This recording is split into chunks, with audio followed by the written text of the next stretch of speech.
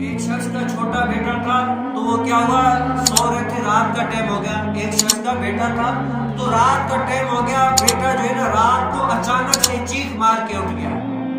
اچانک سے چیخ ماری تو باپ نے سوچا بیٹا ہے، کوئی تکلیف ہوئی ہوگی، کوئی بیمار ہوگا، کوئی وجوہات ہوگی جس کی وجہ سے اس نے چیخ ماری ہے. کہا کہ بیٹا بتاؤ چیخ کیوں ماری، کوئی وجہ ہے، بیمار ہو، کسی چیز کی حاجت ہے، کیوں ماری؟ اگر کسی چیز کی حاجت ہے تو مجھے بولو، میں لا کر دے دیتا ہوں. تو اس بیٹے نے تاریخ ساز جواب دیا، کہا کہ ابو جان کسی چیز کی ضرورت نہیں ہے، دراصل یہ ہے کہ میرے استاد نے ہفتے تک ہم نے سبق پڑھا ہے اسکول میں، میرے استاد نے جو ہفتے بھر کا سبق پڑھا ہے نا وہ صبح اس کا ٹیسٹ رکھا ہے، میں نے یاد نہیں کیا.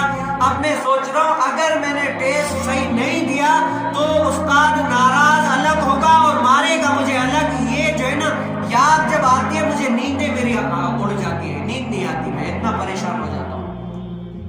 تو اس باپ نے سوچا کہ تمہیں اس دنیاوی امتحان کی اتنی فکر ہے کہ تمہاری نیندیں اڑ گئی ہیں، تمہیں نیند نہیں آ رہی، لیکن ایک امتحان تو ہمیں بھی دینا ہے نا. ایک امتحان قیامت والے دن انسان کو ہمیں بھی دینا ہے کہ ہم نے کون کون سے اعمال کیے، کیا کیا کیا ہے.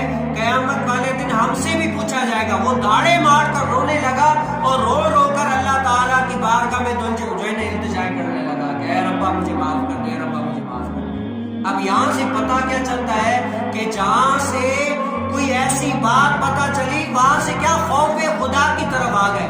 اگر دنیاوی لحاظ سے ہم اگر کسی سے ڈر رہے ہیں تو بتاؤ اللہ تعالیٰ سے کتنا ڈرنا چاہیے ہمیں. آج ہمارا اگر کام کرتے ہیں سیٹ آ جائے تو سیٹ کے آنے کی خبر سنتے ہی ہم زیادہ سے کام کرنا شروع کر جاتے ہیں. کیوں کہ بھائی سیٹ دیکھے گا کہ ہمارے یہاں باقی مخلص سے اچھا کام کر رہی ہے وہ، لیکن پھر اپنے قلب سے پوچھے یہ مفتی بیٹھا ہوا ہے نا، اب اس سیٹ کے سامنے ان کے سامنے بڑا کام کر رہا ہے، اب اپنے دل سے پوچھے اس کے جانے کے بعد میں کتنا کام کر رہا ہوں. یہ تو انسان کا دل ہے نا. اب اللہ کی خوف جو ہے نا، اللہ تبارک و تعالیٰ کا خوف جس کے دل میں راسخ ہو جائے نا، وہ اس دنیا اور اس دنیا میں سرخرو پائے.